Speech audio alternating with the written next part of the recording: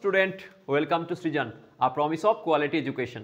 তো দেখো আজকে তোমাদের সামনে যেটা বলেছিলাম যে তোমাদের সামনে আমি 11-এর যে ইউনিট অ্যান্ড ডাইমেনশন চ্যাপ্টারটা নিয়ে আসবো। তো ক্লাস 11-এর আমরা ইউনিট অ্যান্ড ডাইমেনশন চ্যাপ্টার প্রথমটা আমরা আজকে শুরু করব, ঠিক আছে? তো আজকের এই ক্লাসটা তোমরা বেসিক্যালি যারা নতুন ক্লাস 10 থেকে সবে মানে মাধ্যমিক পাস করে যারা 11-এ সায়েন্স নিয়ে পড়ছো তাদের জন্য ইউজফুল হবে। যারা ভাবছো আমরা ড্রপ দিচ্ছি বা যারা এখন যারা নিট বা যেইর জন্য ক্র্যাশ কোর্সে ঢুকছো তাদের জন্য এটা বেনিফিশিয়াল হবে। তো যারা মানে বোথ মানে 11 এবং যারা পড়ছো তোমরা মানে 12 পাস করে যারা এইবার প্রিপারেশন নেওয়া শুরু করবে নিট বা যেইর জন্য তাদের জন্য কিন্তু এই ক্লাসটা মানে সমানভাবে উপযুক্ত হবে, ঠিক আছে? তো আজকে চলো আমরা ক্লাস শুরু করি। তো আজকে চ্যাপ্টারটা তাহলে শুরু করছি একদম ফিজিক্সের প্রথম চ্যাপ্টার তোমাদের আছে ক্লাস 11-এর, সেটা হচ্ছে ইউনিট অ্যান্ড ডাইমেনশন। কি আছে? Unit and dimension. Okay,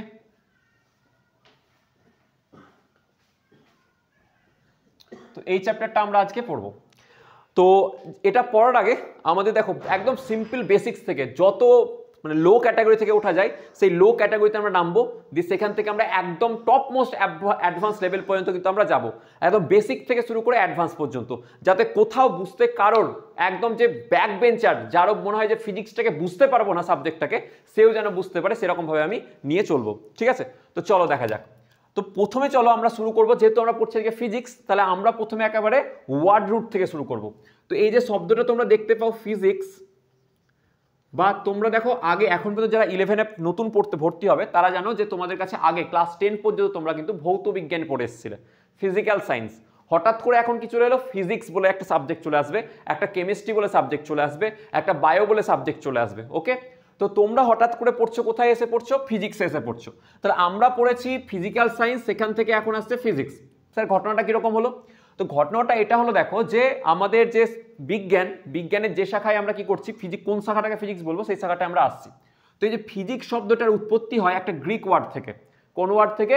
Greek word থেকে। তাহলে ফিজিক্স শব্দটা এসছে একটা গ্রিক ওয়ার্ড থেকে। সেই গ্রিক ওয়ার্ডটার নাম কি? সেই গ্রিক ওয়ার্ডটার নাম হচ্ছে ফুসিস। কি বলা হয়? ফুসিস। এই ফুসিস শব্দটাকে দুভাবে লেখা যেতে পারে, PHUSIS, বা আমরা লিখতে পারি ফুসিস এরকম ভাবে, FUSIS। ওকে, দুইভাবে শব্দটাকে লেখে। তাহলে আমি কি বললাম? ফিজিক্স শব্দটা একটা গ্রিক ওয়ার্ড থেকে এসছে এবং যে গ্রিক ওয়ার্ডটার নাম হচ্ছে ফুসিস। আর এই ফুসিস শব্দটার অর্থ হয় নেচার বা প্রকৃতি। কি হয়? নেচার। তাহলে আমরা স্যার ফিজিক্স কাকে বলে বলবো? ফিজিক্স হচ্ছে তাহলে বিজ্ঞানের এমন একটা শাখা, পদার্থবিজ্ঞান বা ফিজিক্স হলো মানে পদার্থবিজ্ঞান বা ফিজিক্স যেটা বলছি এই সাবজেক্টটা হচ্ছে বিজ্ঞানের এমন একটা শাখা যে শাখাতে আমরা এই নেচারে ঘটে যাওয়া ঘটনাগুলো, প্রকৃতিতে যে সমস্ত ঘটনাগুলো ঘটে সেই সমস্ত ঘটনাগুলোর সায়েন্টিফিক অ্যান্ড লজিক্যাল এক্সপ্লেনেশন পাবো, সেই শাখাটিকে আমরা কি বলবো? ফিজিক্স বলবো। তাহলে আমরা বুঝতে পারলাম যে অ্যাটলিস্ট ফিজিক্সে আমাদের কি হচ্ছে, ফিজিক্সে কি হচ্ছে, প্রকৃতিতে যে সমস্ত ঘটনাগুলো ঘটে, নেচারে যে সমস্ত ঘটনাগুলো ঘটে, সেই সমস্ত ঘটনাগুলোর আমরা সায়েন্টিফিক লজিক্যাল এক্সপ্লেনেশন, ব্যাখ্যা আমরা যেখানে পাবো সেই শাখাটিকে বলা হবে ফিজিক্স। তাহলে ফিজিক্স কাকে বলে বললাম? আবার সবাই মন দিয়ে শুনে নাও যে আমাদের পদার্থবিজ্ঞান বা ফিজিক্স হলো বিজ্ঞানের এমন একটা শাখা যে শাখাতে আমরা কি নিয়ে আলোচনা করছি, যে শাখায় আমরা আলোচনা করছি প্রকৃতিতে ঘটে যাওয়া ঘটনাগুলোকে নিয়ে। ওকে, আচ্ছা, এবার প্রকৃতিতে ঘটনাগুলো কি ঘটে? যেমন সাপোজ ধরো একটা চুম্বক নিয়ে এলে, সেই চুম্বককে তুমি কার সাথে, একটা করছে লোহার পাশে নিয়ে এলে, আকর্ষণ করবে। তো এই যে চুম্বক একটা লোহাকে আকর্ষণ করছে কেন, সেটার এক্সপ্লেনেশন আমরা কোথায় পাবো? ফিজিক্সে পাবো। তো এই ধরনের যে কোনো ধরনের এক্সাম্পল আমরা যদি নিই প্রকৃতিতে যেগুলো ঘটছে তাদের যে ব্যাখ্যা সেটা আমরা ফিজিক্সের নামে যে বইটা আছে বা ফিজিক্সের যে বিজ্ঞানের শাখা সেখানে আমরা পাবো। ওকে, আচ্ছা, তো এখান থেকে আমাদের যাত্রা শুরু হয়। তো এই যে ফিজিক্সের নিয়ে এবার যাত্রা শুরু হবে, সেরকম কেমিস্ট্রি আলাদা চলে গেল, সেরকম বায়োলজি আলাদা চলে গেল। এবার আমরা গল্প শুরু করছি যে স্যার ফিজিক্স জিনিসটা বুঝতে পারলাম। তো দেখো যে কোনো জিনিসকে যদি ডেসক্রাইব করতে হয়, যে কোনো জিনিসকে যদি এক্সপ্লেনেশন দিতে হয় যে কোনো জিনিসের, তাহলে তার কিছু প্যারামিটার্স বা বৈশিষ্ট্য থাকা দরকার। কি বললাম? সাপোজ ধরো তুমি ধরো আজকে বাড়ি গেলে, বাড়ি গিয়ে বললে যে আমি আজকে কি বলবো যে একজনকে দেখলাম, তার নামটা এক্স্যাক্টলি মনে পড়ছে নাকি, তাহলে তুমি কিভাবে এক্সপ্লেনেশন দেবে? তাহলে বলবে যে সে হচ্ছে লম্বা আছে, তার গায়ের কমপ্লেক্সন কীরকম, সে চশমা পরে কিনা, তার চুলগুলো কীরকম, এরকমভাবে এক্সপ্লেন করবে তাকে, ব্যক্তিটাকে। বোঝাতে পারলাম? কি বললাম? যে একজন ব্যক্তি যাকে তুমি রাস্তায় দেখলে, দিয়ে বাড়ি গিয়ে বলছো ওই ব্যক্তিটাকে আমি দেখলাম, কিন্তু ব্যক্তিটার নাম তোমার মনে পড়ছে না, তাহলে তুমি কিভাবে তাকে ব্যাখ্যা করবে? তাকে ব্যাখ্যা করবে যে সে লম্বা, কতটা সে হাইট আছে, সে মোটা না পাতলা, সে কীরকম দেখতে, সেগুলো বলবে। তো এক্স্যাক্টলি ফিজিক্সটা কীরকম, সেই ফিজিক্সটাকে ব্যাখ্যা করতে গেলে যে নেচারে যে সমস্ত ঘটনাগুলো ঘটছে সেই সমস্ত ঘটনাগুলোকে ব্যাখ্যা করতে গেলে, আমার ফিজিক্সটাকে ব্যাখ্যা করতে গেলে, সেই ঘটনাগুলোকে ব্যাখ্যা করতে গেলে আমার কি দরকার, কিছু প্যারামিটার্স দরকার। কি দরকার, কিছু প্যারামিটার্স। আর সেই প্যারামিটার্সগুলোকে আমরা কি বলবো, ভৌত রাশি বা ফিজিক্যাল কোয়ান্টিটি। বাংলায় কি বলা হয়, ভৌত রাশি, ইংলিশে কি বলা হয়, ফিজিক্যাল কোয়ান্টিটি। Physical quantity. তাহলে ভৌত রাশি কোনগুলো হলো, তাহলে ভৌত রাশি হলো সেই জিনিসগুলো যেই জিনিসগুলো দিয়ে আমরা ফিজিক্সকে কি করতে পারবো, ব্যাখ্যা করতে পারবো। সেই রাশিগুলোকে দিয়ে আমরা ফিজিক্সকে ব্যাখ্যা করতে পারবো। যেমন সাপোজ ধরো দৈর্ঘ্য, ভর, সময়, এগুলো সব কিছু কার রাশি, আমরা ভৌত রাশি। কি ব্যাখ্যা করতে লাগে, ফিজিক্সকে ব্যাখ্যা করতে গেলে লাগে। ওকে, আমি কত ফুট, সেটা আমার হাইট। তার লেন্থ, তার লেন্থটা কি হলো, একটা ভৌত রাশি যার সাহায্যে আমি আমার হাইটের মেজারমেন্টটা পেয়ে যাব। বোঝাতে পারলাম?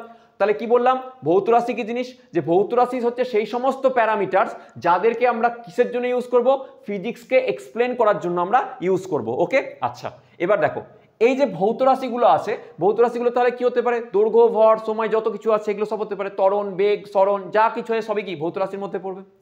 এবার এই ভৌত রাশি কি হয়, ভৌত রাশিকে আমরা জেনারেলি দুভাগে ভাগ করতে পারবো। যেগুলোকে আমরা মাপতে পারবো, মেজার করতে পারবো, সেগুলোকে বলা হয় মেজারেবল কোয়ান্টিটি বা পরিমাপযোগ্য রাশি। যেগুলোকে আমরা মাপতে পারবো না সেগুলোকে আমরা কি বলবো, পরিমাপ অযোগ্য রাশি। তাহলে এই ভৌত রাশিকে আবার কয় ভাগ করা যায়, দুই ভাগে ভাগ করা যায়।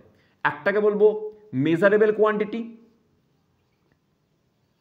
মেজারেবল কোয়ান্টিটি বা যেটাকে বলা হয় পরিমাপযোগ্য রাশি। বাংলায় কি বলা হবে, বাংলায় বলা হবে পরিমাপ যোগ্য রাশি বা মেজারেবল কোয়ান্টিটি।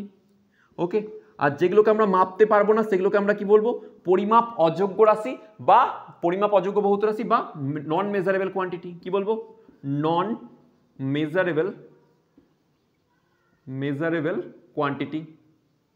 ওকে, তাহলে আমরা কি বললাম, যে ফিজিক্সকে ব্যাখ্যা করার জন্য কি দরকার, ফিজিক্সকে ব্যাখ্যা করার জন্য ফিজিক্যাল কোয়ান্টিটি দরকার। তাহলে ফিজিক্সকে যে সমস্ত প্যারামিটারগুলো দিয়ে, যেমন কি বললাম দৈর্ঘ্য, ভর, সময়, বেগ, ত্বরণ, সরণ, যতগুলো আছে যেগুলো দিয়ে আমরা ফিজিক্সকে ব্যাখ্যা করব, সেই ফিজিক্সকে ব্যাখ্যা করার জন্য সেই প্যারামিটারসগুলোকে বলা হলো ফিজিক্যাল কোয়ান্টিটি। এবার এই ফিজিক্যাল কোয়ান্টিটিকে আমরা দুই ভাগে ভাগ করলাম। একটাকে মাপার মতো যেগুলো আছে সেগুলোকে পরিমাপযোগ্য বলবো, যেগুলো মাপার মতো নয় সেগুলোকে পরিমাপ অযোগ্য বলবো। কি রকম স্যার, উদাহরণ দিন। সাপোজ বললাম আমার 5 কিলো খিদে পেয়েছে, আমার 2 কিলো রাগ হয়েছে, আমার 2 নিউটন মানে কি বলবো যে খুশি হয়েছি, এরকম কি হয়, কখনো এগুলো মাপতে পারা যায় না। তাহলে এগুলোকে কি বলা হবে, নন মেজারেবল কোয়ান্টিটি। যেমন অনেস্টি, আমি কতটা সৎ, মাপার এখনো যন্ত্র আবিষ্কার হয়নি। আমার খিদে কতটা পেয়েছে, মাপার যন্ত্র হয়নি। আমার রাগ কতটা হয়েছে, মাপার যন্ত্র হয়নি। তাহলে এগুলোকে কি বলা হবে, নন মেজারেবল কোয়ান্টিটি, যেগুলোকে পরিমাপ করা যাবে না। পরিমাপ যোগ্য রাশি কোনগুলো, যেগুলোকে আমরা মাপতে পারবো। যেমন কি, যেমন দৈর্ঘ্য, ভর, সময় সবগুলোই, ঠিক আছে, দৈর্ঘ্য, ভর, সময় ইত্যাদি রাশি আছে, তাই না, এগুলো সবগুলোকে আমরা মাপতে পারবো। তাহলে এগুলোকে কি বলা হবে, পরিমাপযোগ্য রাশি বা মেজারেবল কোয়ান্টিটি। আচ্ছা, এই পর্যন্ত আশা করি সবার বোঝা গেছে ফিজিক্স কোথা থেকে এসছে, ফিজিক্স কাকে বলবো। ফিজিক্সকে ব্যাখ্যা করার জন্য কি লাগবে, ফিজিক্যাল কোয়ান্টিটি বা ভৌত রাশি। ভৌত রাশিকে আবার দুই ভাগে ভাগ করা যায়, একটাকে পরিমাপযোগ্য রাশি, একটাকে পরিমাপ অযোগ্য রাশি। যেগুলোকে মাপতে পারবো সেগুলো পরিমাপযোগ্য, যেমন দৈর্ঘ্য, ভর, সময়। যেগুলো পরিমাপ অযোগ্য রাশি, যেমন হচ্ছে মাপতে পারবো না, যেমন কি বললাম রাগ, দুঃখ, ভয়, সততা, এগুলো মাপতে পারবো না, তাহলে এগুলো কি বলা হবে, নন মেজারেবল কোয়ান্টিটি বা পরিমাপ অযোগ্য রাশি। ওকে, আচ্ছা এবার দেখো তোমাদের সিলেবাস কিন্তু অর্ধেক হয়ে যাচ্ছে। যে জিনিসগুলো কাজে লাগবে না সেগুলোকে নিয়ে মাথা পচিয়ে লাভ নেই। তাহলে যেগুলো মাপতেই পারবো না, যেগুলোকে আমরা মাপতেই পারবো না সেগুলোকে আমাদের নিয়েই লাভ নেই, তাই না। সেই জন্য এগুলো আমাদের পড়ার জন্য নেই, পড়ার জন্য মাত্র এইটা আছে। দেখো দুটোর মধ্যে একটা হয়ে গেল, তাই না, কত আরাম। তাহলে হাফ পড়তে হবে, আর এটা পড়তে পড়তে সারা জীবন শেষ। ওকে, এবার দেখো মেজারেবল কোয়ান্টিটি যেগুলো আছে, এই মেজারেবল কোয়ান্টিটিকে আবার আমরা দেখলাম যে ক্যাটাগরাইজ করা যায়, ভাগ করা যায়। তিনটে ক্যাটাগরাইজে আমরা এখন ভাগ করব। কি ভাবে ভাগ করব, দেখো একটা হয়, এটাকে বলা যায় যে ফান্ডামেন্টাল কোয়ান্টিটি। কি বলা হবে, ফান্ডামেন্টাল বা মৌলিক রাশি, ফান্ডামেন্টাল কোয়ান্টিটি বা ফান্ডামেন্টাল ফিজিক্যাল কোয়ান্টিটি। ওকে, ফান্ডামেন্টাল কোয়ান্টিটি বা কি বলা হবে, মৌলিক রাশি। কি বলে বাংলায়, কি বলা হয়, মৌলিক রাশি।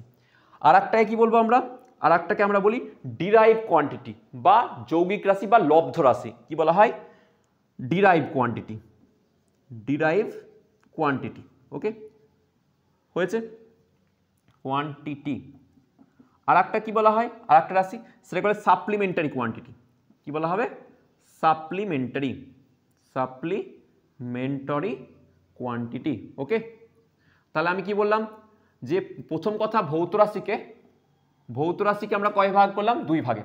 আবার পরিমাপযোগ্য ভৌত রাশি যেটা আছে সেটাকে আমরা 3 ভাগে ভাগ করছি।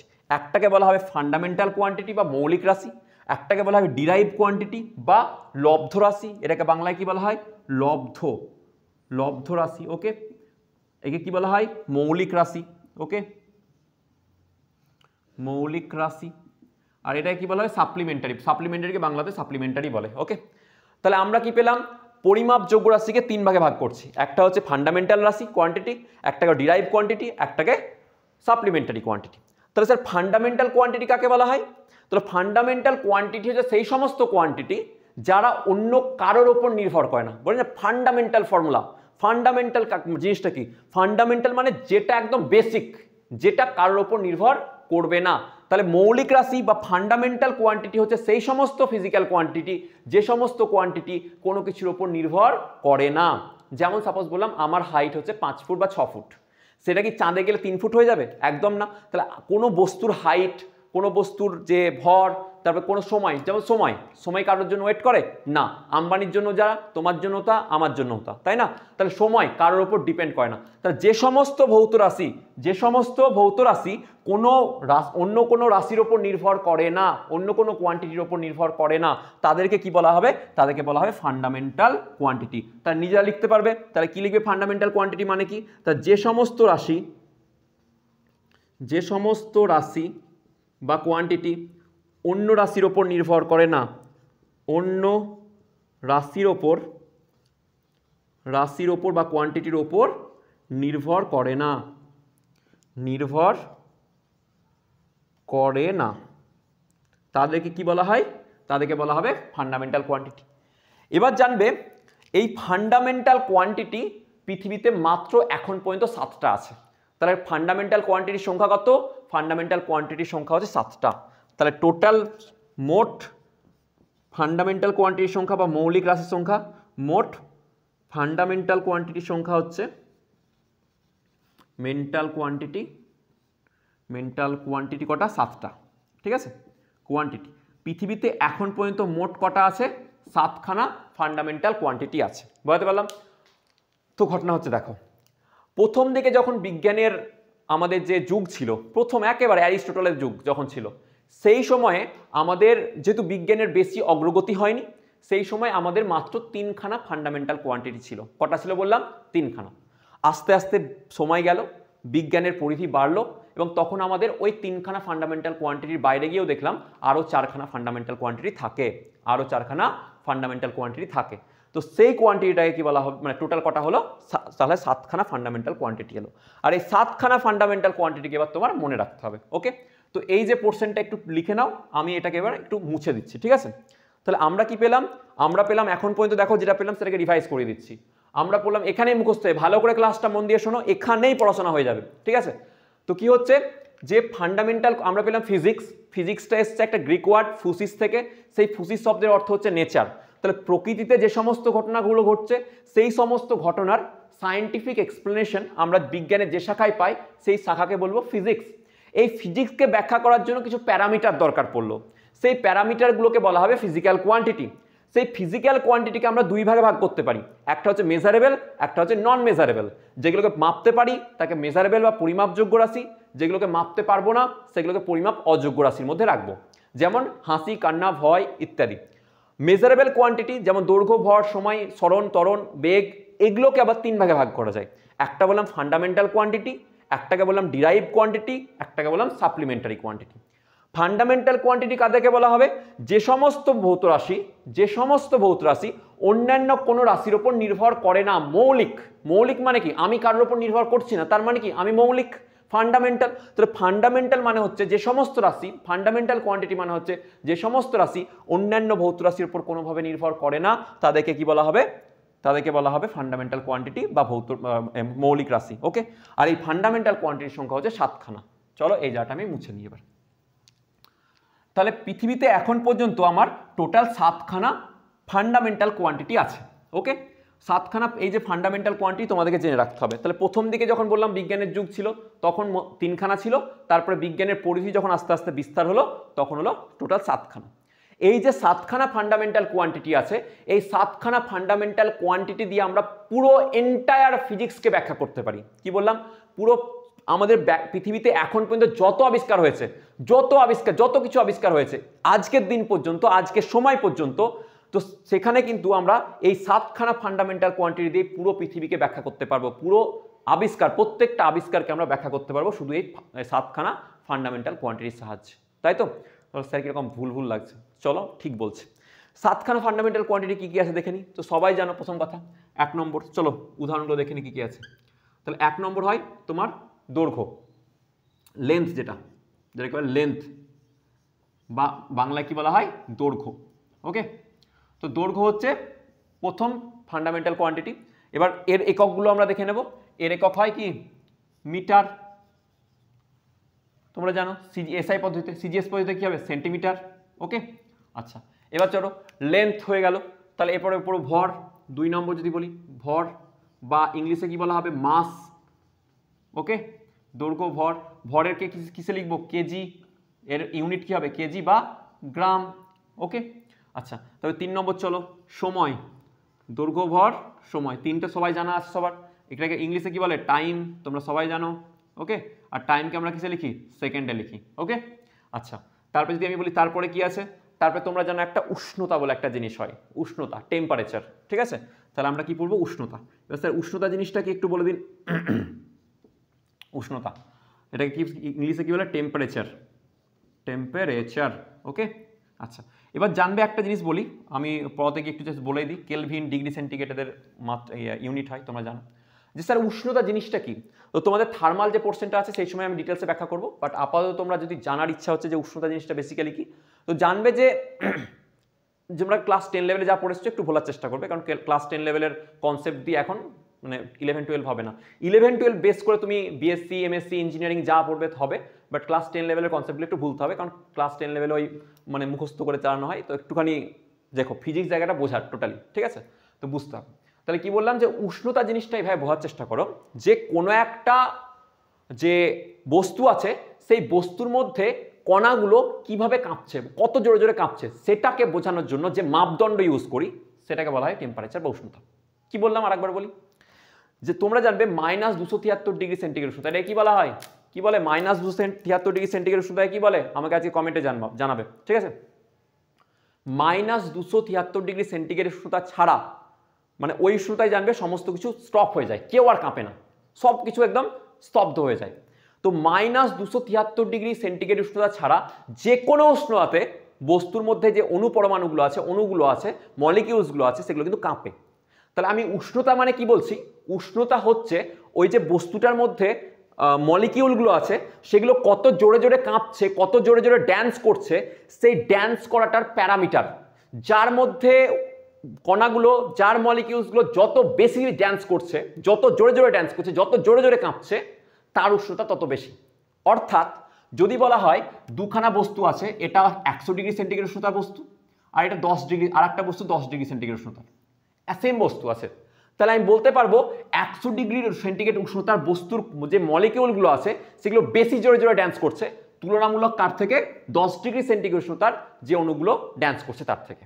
তাহলে এর অণুগুলো কম জোরে ড্যান্স করছে আর এর অণুগুলো বেশি জোরে ড্যান্স করছে। আপাতত এইভাবে কনসেপ্টটা বুঝে রাখো। আর এই যে ড্যান্স করছে, সেই ড্যান্স করাটার প্যারামিটারটা কে দেখাচ্ছে? উষ্ণতা। অর্থাৎ তোমার কাছে যদি 100 ডিগ্রি বলে দেওয়া হয় তাহলে তুমি বুঝে যাবে যে 10 ডিগ্রির থেকে কিন্তু ওর মধ্যে অণুগুলো বেশি জোরে জোরে ড্যান্স করছে বা কাঁপছে। ওকে, তো সেই মাপদণ্ডটা কি হলো? উষ্ণতা বা টেম্পারেচার। বুঝতে পারলাম? তাহলে কোনো বস্তুর মধ্যে যে অণুগুলো আছে সেই অণুগুলো কত জোরে জোরে কাঁপছে বা ড্যান্স করছে সেটাকে দেখানোর জন্য আমরা টেম্পারেচারকে ইউজ করব। বুঝতে পারলাম? নেক্সট চলে আসো। নেক্সট হচ্ছে আমরা একটা জিনিস পড়বো যেটাকে বলা হয় পদার্থের পরিমাণ। কি বলা হয়? পদার্থের পরিমাণ বা অ্যামাউন্ট অফ সাবস্টেন্স। পরিমাণ বা কি বলা হয় ইংলিশে? অ্যামাউন্ট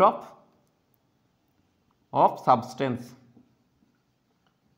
ওকে, আর এটার একক কি হয়? এটার একক হয় মোল। কি হয়? মোল। তোমরা মোল পড়ে এসছো, একদম মানে সেরকম যেরকম আবার বললাম ওই একদম সূত্রকে গাঁথিয়ে বা একদম যেরকম তোমার সংজ্ঞা থাকে যে বলে ডেফিনেশনস, সেই ডেফিনেশন মুখস্থ করেছো। তো ডেফিনেশন মুখস্থ করে চলবে না, ফিল নিতে হবে সাবজেক্টে। ফিজিক্স মানে অল অ্যাবাউট ফিলিং, ঠিক আছে? তো আমরা এখন পুরো মোল জিনিসটা কি সেটা একটু বুঝে নাও, লিখে নেবে এই যেগুলো বলছি। হ্যাঁ, তাহলে জানবে, আপাতত জানবে মোল মানে, মোল যে সংখ্যা কনসেপ্ট বলছি এটা সংজ্ঞা টঙ্গা দিয়ে পড়ে লাভ নেই। যেটা মোল মানে হচ্ছে একটা সংখ্যা, মোল মানে আর কিচ্ছু না। মোল মানে কি বললাম, জাস্ট একটা সংখ্যা। তাহলে মোল মানে কি বলছি, বলবে স্যার, তোমরা বলছো স্যার হয়তো ভুলভাল পড়াচ্ছে, স্যার একদম ঠিক পড়াচ্ছে, ঠিক আছে? মোল মানে কি বললাম, একটা সংখ্যা। কিরকম, সাপোজ যদি তোমাকে বলি যে তোমার কাছে 1 টাকা 2 টাকা 3 টাকা করতে করতে 10 টাকার কয়েন 10টা জমিয়েছো, সেই 10 টাকার কয়েন 10টা জমালে তুমি একটা 10 টাকার নোট পাবে, 10 টাকার একটাই নোট পাবে। তো সেরকমই আমি কিছু সংখ্যক কি নিলাম, তোমার সংখ্যাকে জমাতে জমাতে জমাতে জমাতে গেলাম এবং সেটাকে নাম দিলাম 1 মোল। এবং সেই সংখ্যাটা কত, সেই সংখ্যাটা হচ্ছে 6.023 × 10⁻23। তাহলে কোনো কিছুর মধ্যে যদি এত সংখ্যক কণা থাকে বা এত সংখ্যক টাকা থাকে বা এত সংখ্যক পার্টিকেল থাকে, তখন সেটাকে বলা হবে 1 মোল। কি বলা হবে, 1 মোল। তাহলে মোলের কনসেপ্টে বোঝার চেষ্টা করো, যে কোনো বস্তুর মধ্যে যদি আমার এত সংখ্যক কণা থাকে সেটাকে বলা হবে 1 মোল। যেহেতু প্রচুর বড় না, দেখো যেমন বলি 1-এর পরে 7খানা শূন্য বসাও, তাহলে কত হবে, 1 কোটি হবে। তো ওটাকে তো আমরা বলি না যে 100,000, বা সাপোজ ধরো এরকম বলবো যে 1 লাখকে আমরা কি বলবো, 100,000, এরকম ভাবে বলি না, 1 লাখ বলি তখন ডাইরেক্ট গিয়ে, তাই তো? সেরকমই যখন প্রচুর বড় সংখ্যাটা দেখো 10⁻23, অর্থাৎ 1-এর পরে 23খানা শূন্য, এত বড় কোয়ান্টিটিকে বারবার বারবার না লিখে আমরা বোঝালাম কি, যে ভাই তুই একটা কাজ কর, এই মালটা যতটা থাকবে সেটা হচ্ছে 1 মোল। তাহলে আমরা কি করলাম, এরকম যদি হয় ধরো একে 2 দিয়ে গুণ করলাম, তাহলে কি হবে, 2 মোল হবে। অর্থাৎ এর দুগুণ সংখ্যক কি আছে, কণা আছে। 3 দিয়ে গুণ করলে 3 গুণ সংখ্যক কণা আছে, অর্থাৎ 3 মোল, ঠিক আছে? তাহলে মোল কি হলো, মোল হচ্ছে বেসিক্যালি একটা নাম্বার, সংখ্যা। যদি বলা হয় এত মোল টাকা, যদি এত সংখ্যক তোমাকে টাকা দিয়ে দেওয়া হয়, তাহলে তোমার কাছে কত টাকা থাকবে, 1 মোল টাকা থাকবে। ওকে, এরকম ভাবে বোঝার চেষ্টা করো। তাহলে মোল মানে আরো কিচ্ছু নয়, মোল মানে জাস্ট একটা নাম্বার, ঠিক আছে, যেটার দ্বারা আমি কোনো কিছু সংখ্যাকে বোঝাই। তাহলে এখানে অ্যামাউন্ট অফ সাবস্টেন্স, কোনো পদার্থের মধ্যে কতটা পরিমাণে পার্টিকেল আছে, কোনো সাবস্টেন্সের মধ্যে কতটা পরিমাণে পার্টিকেল আছে সেটা দেখানোর জন্য আমরা মোল ইউজ করব। কেন, কারণ হচ্ছে দেখো পার্টিকেল তোমরা জানো অনুপরমাণুর সংখ্যা কি হয়, খুব ছোট, স্মল, তাই না? তো ওর সংখ্যা ওগুলো যে খুবই স্মল, যেমন এটার মধ্যে কি আছে, কোটি কোটি কোটি কোটি কোটি অনন্ত কোটি কি আছে, মানে আমাদের গণার বাইরে যার সংখ্যাটা, তাই না? অনুসংখ্যাটা বলতে গেলে মানে ফিজিক্যালভাবে গণার বাইরে, আমরা যদি চোখে দেখে গুনতে চাই কণা, তো যে কোনো যেহেতু অনুপরমাণুগুলো খুব খুব ক্ষুদ্র হয়, আর কোনো বস্তুর মধ্যে প্রচুর পরিমাণে কি আছে, অনুপরমাণু আছে, তো সেক্ষেত্রে আমরা একটা বড় মানে সংখ্যা, এই বড় সংখ্যাটাকে মোল দিয়ে রিপ্রেজেন্ট করব। আশা করি বোঝা গেছে। কারোর ডাউট হলে অবশ্যই আমাকে জানাবে, কেমন? আচ্ছা, তাহলে আমরা পড়লাম 5টা, কি কি, লেন্থ মানে দৈর্ঘ্য, ভর, সময়, উষ্ণতা, পদার্থের পরিমাণ, ঠিক আছে? আর কটা বাকি থাকলো, 2টো। তাহলে আর 2টো আমরা এখন পড়বো, চলো। আচ্ছা, তাহলে 6 নম্বর যেটা আমরা পড়বো সেটা তোমরা দেখবে যে তোমাদের কারেন্ট বলে একটা রাশি পাওয়া যায়। কারেন্ট বা তড়িৎ প্রবাহ মাত্রা, কি বলা হয়, তড়িৎ প্রবাহ মাত্রা, বা যেটাকে বলা হয় কারেন্ট, কি বলা হয়, কারেন্ট। ওকে, এই কারেন্টের একক কি হয় তোমরা জানো, অ্যাম্পিয়ার। কারেন্ট জিনিসটা কি স্যার একবার বলে দিন। কারেন্ট হচ্ছে জানবে কোনো একটা পরিবাহীর মধ্যে দিয়ে কতটা ইলেকট্রন ফ্লো হয় প্রতি সেকেন্ডে, মানে কি প্রতি সেকেন্ডে কোনো একটা পরিবাহীর মধ্যে দিয়ে কতগুলো আধান যাচ্ছে। কোনো একটা পরিবাহী, ধরো এটা একটা পরিবাহী, এই পরিবাহীর মধ্যে দিয়ে প্রতি সেকেন্ডে প্রত্যেক সেকেন্ডে কতটা পরিমাণে ইলেকট্রন ফ্লো হচ্ছে বা আধান ফ্লো হচ্ছে সেটাকে, বা চার্জ ফ্লো হচ্ছে সেটাকে তার কি বলা হবে, সেটাকে তার বলা হবে কারেন্ট বা প্রবাহ মাত্রা। যেমন সাপোজ ধরো টি সেকেন্ড সময় ধরে এই পরিবাহীর মধ্যে দিয়ে ধরো কিউ সংখ্যক চার্জ চলে গেছে, কিউ সংখ্যক চার্জ ফ্লো হয়ে গেছে, বা Q amount of charge flow হয়ে গেছে। তাহলে কি বললাম, টি সেকেন্ড সময়ে কতটা চার্জ ফ্লো হয়েছে, স্যার কিউ পরিমাণ। আর 1 সেকেন্ড সময় তাহলে কত হবে, তাহলে কিউ বাই টি পরিমাণ। আর এই কিউ বাই টিকে কি বলা হয়, কারেন্ট বা কি বলা হয়, তড়িৎ প্রবাহ মাত্রা, যেটাকে আমরা আই দিয়ে লিখি। ওকে, তাহলে কারেন্ট বা তড়িৎ প্রবাহ মাত্রা আই ইকুয়ালস টু আমরা কি লিখতে পারবো, স্যার কিউ বাই টি। এবার কিউ এর একক কত হয়, আধানের একক হয় তোমার কুলম্ব, আর টাইম হচ্ছে সেকেন্ড, তাহলে কুলম্ব পার সেকেন্ড, এটাকে বলা হয় অ্যাম্পিয়ার। কি বলা হবে, অ্যাম্পিয়ার, মনে রাখবে, ঠিক আছে? আচ্ছা, নেক্সট দেখো 7 নম্বর।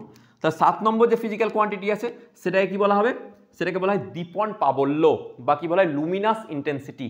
কি বলা হয়, দীপন প্রাবল্য, দীপন প্রাবল্য, প্রাবল্য বা লুমিনাস ইন্টেন্সিটি, লুমিনাস ইন্টেন্সিটি। ওকে, আচ্ছা এই জিনিসটা কি একটু ব্যাখ্যা করে দিই তোমাদের।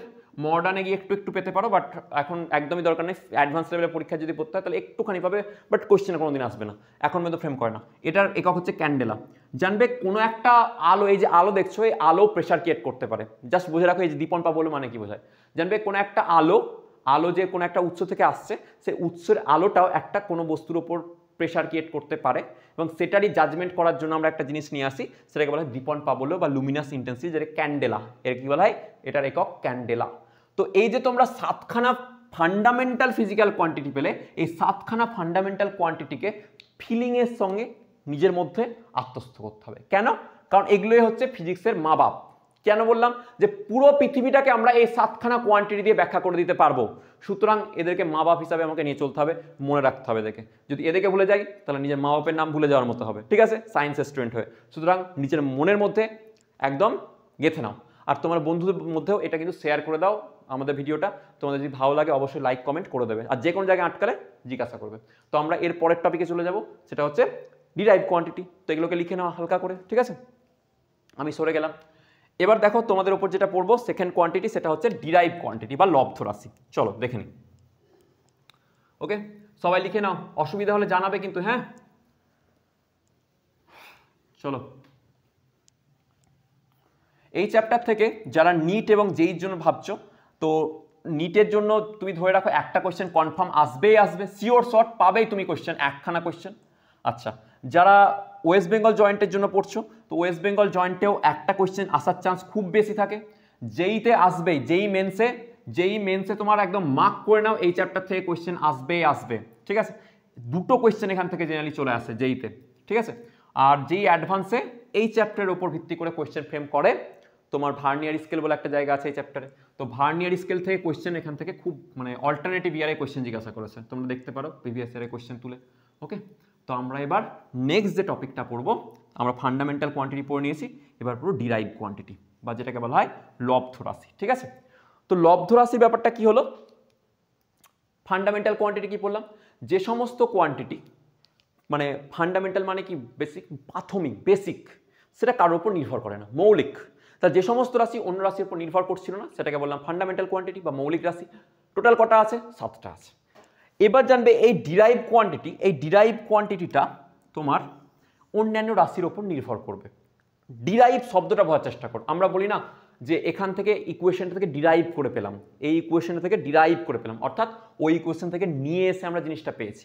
তো ডিরাইভ শব্দটার অর্থ হচ্ছে একাধিক মৌলিক রাশি বা ফান্ডামেন্টাল রাশিকে ব্যবহার করে আমরা নতুন যে রাশি তৈরি করব, সেই রাশিকে বলা হবে ফান্ডামেন্টাল কোয়ান্টিটি।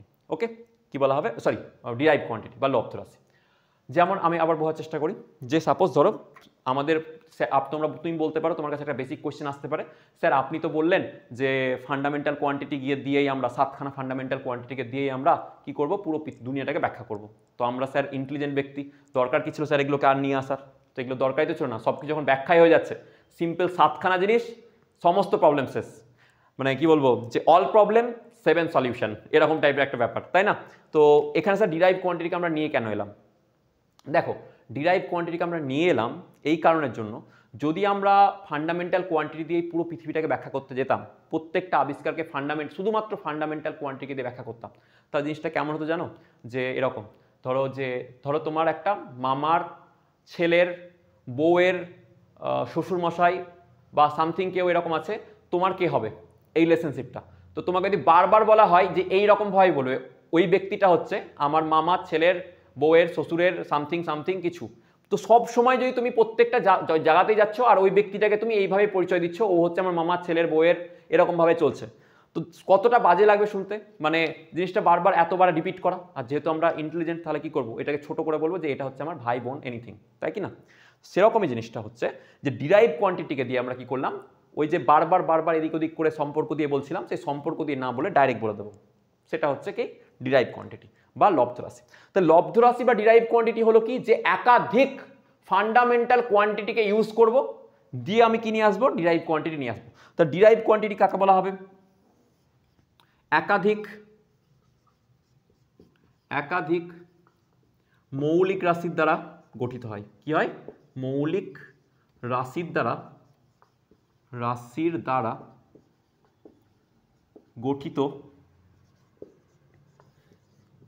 গঠিত হয়। ওকে, তাহলে ফান্ডামেন্টাল ডিরাইভ কোয়ান্টিটি কাকে বলা হয় বা লব্ধ রাশি? যে একাধিক মৌলিক রাশির দ্বারা গঠিত যে রাশি গঠিত হয় তাকে বলা হবে ডিরাইভ কোয়ান্টিটি। যেমন উদাহরণস্বরূপ বলা যাক, যেমন হচ্ছে তোমার কি বেগ। বেগ কি হয়? তোমরা জানো বেগ মানে হচ্ছে সরণ বাই সময়। কি হয়? সরণ বাই সময়। ওকে, হয়েছে? তো এই সরণটা কি হয়? সরণটাকে ইংলিশে বলে ডিসপ্লেসমেন্ট। কি বলা হয়? ইংলিশে বলে ডিসপ্লেসমেন্ট।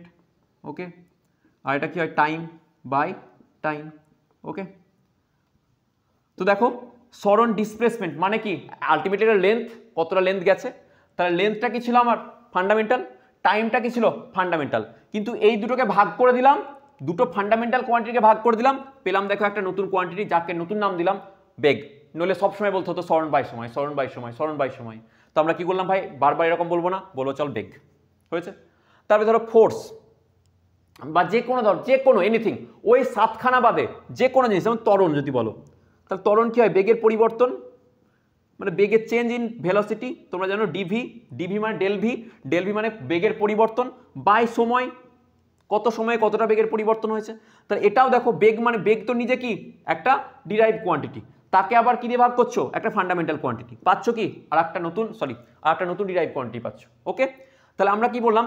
যত কিছু আছে ধরো কার্য, তারপরে ধরো তোমার কি বলবো, যে তোমার এই যে যত ইউনিটগুলো পাবে, সমস্ত ইউনিটগুলো, সমস্ত এগুলোই কি হচ্ছে তোমার আলটিমেটলি কি হয়ে যাবে? ডিরাইভ কোয়ান্টিটির মধ্যে চলে আসবে। বুঝতে পারলাম? আর এদের ইউনিটগুলো কি বলা হবে? ডিরাইভ ইউনিট বলবো। ওকে, আচ্ছা, এবার চলে আসো সাপ্লিমেন্টারি কোয়ান্টিটিতে। তো সাপ্লিমেন্টারি কোয়ান্টিটি স্যার কোনগুলো? সাপ্লিমেন্টারি কোয়ান্টিটি হচ্ছে সেই সমস্ত কোয়ান্টিটিগুলো যেগুলোকে আমরা না ডিরাইভ কোয়ান্টিটিতে রাখতে পারবো, না আমরা ফান্ডামেন্টাল কোয়ান্টিটিতে রাখতে পারবো। তার মানে সাপ্লিমেন্টারি হচ্ছে না ঘর কা না ঘাটকা, এটা ঘরেও রাখতে পারবো না, এটাকে বাইরেও রাখতে পারবো না, সেই জন্য একটা নতুন রাশি করে দেওয়া হয়েছে কি? Supplementary quantity. আর এই সাপ্লিমেন্টারি কোয়ান্টিটি তাহলে কোনগুলো হলো বললাম, আরেকবার বলে ফেলো। একটা হচ্ছে যেগুলোকে আমরা না ডিরাইভ কোয়ান্টিটির মধ্যে রাখতে পারবো, না আমরা ফান্ডামেন্টাল কোয়ান্টিটির মধ্যে রাখতে পারবো। তাহলে সেই সমস্ত কোয়ান্টিটিগুলো বলা হবে সাপ্লিমেন্টারি কোয়ান্টিটি। আর এই সাপ্লিমেন্টারি কোয়ান্টিটি পৃথিবীতে এখন পর্যন্ত মাত্র দুখানা আছে। সেই দুখানার নাম তোমরা জানো কি? একটাকে বলা হয় কোণ, আর একটাকে বলা হয় ঘনকোণ। একটাকে বলা হবে কোণ বা অ্যাঙ্গেল, আর একটাকে কি বলা হবে? ঘনকোণ বা সলিড অ্যাঙ্গেল। ঘনকোণ বা সলিড অ্যাঙ্গেল। হয়েছে? Solid angle. তাহলে এবার তোমরা অনেকে জানো কোণ। আচ্ছা, কোণ কাকে বলে আমাকে একটু লিখে দেখাবে কমেন্ট সেকশনে। তোমরা যাও, কোণ কাকে বলে এটা দিলাম। ঘনকোণ তোমরা শেখোনি, আমি জিজ্ঞাসা করলাম না। কোণ কাকে বলে এই জিনিসটা তোমরা কমেন্ট সেকশনে কমেন্ট করে জানাও, সংজ্ঞা লিখে দেবে কোণের। ঠিক আছে? আচ্ছা, কোণের অ্যাঙ্গেলের ইউনিট কি হয় তোমরা জানো? ডিগ্রি, মিনিট, এগুলো জানা আছে, কিন্তু আমরা ইউজ করবো জেনারেলি রেডিয়ান। ওকে, আমরা ডিগ্রি মিনিটও ইউজ করবো, বাট রেডিয়ান মোস্টলি ইউজ করবো। আর ঘনকোণ কি হয়? ঘনকোণ জানবে কোনো একটা সলিড সারফেস, এই যেমন একটা সলিড সারফেস, এই সলিড সারফেস কোনো একটা বিন্দুতে এসে যে কোণ উৎপন্ন করবে সেই কোণটাকে বলা হবে সলিড অ্যাঙ্গেল। কি বললাম? কোনো একটা সলিড সারফেসের এগেনস্টে যখন কোনো একটা অ্যাঙ্গেল তৈরি হয় কোনো বিন্দুতে, তখন সেটাকে বলা হয় ঘনকোণ। আর এই ঘনকোণের একক কি হয়? সেটাকে বলা হয় স্টেরেডিয়ান। স্টেরেডিয়ান। ওকে, তো এতদূর পর্যন্ত কিন্তু তোমাদেরকে ভালো করে পড়ে রাখতে হবে। এরপরে আমরা নেক্সট টপিকে চলে যাবো, সেটাকে বলা হয় ডাইমেনশন। আর ডাইমেনশন থেকে বেসিক্যালি পড়াশোনা শুরু হচ্ছে। এগুলো একটুখানি প্রাথমিক জিনিস, বেসিক কনসেপ্ট, সেই জন্য বলে দিলাম। এরপরে শুরু হবে তোমাদের কি? যেটা হচ্ছে ডাইমেনশন। ওখান থেকে রিয়াল খেলা শুরু। আপাতত তোমরা এটাকে সুন্দর করে লিখে নাও, আর আমি তারপরে ডাইমেনশন পড়াচ্ছি। ঠিক আছে?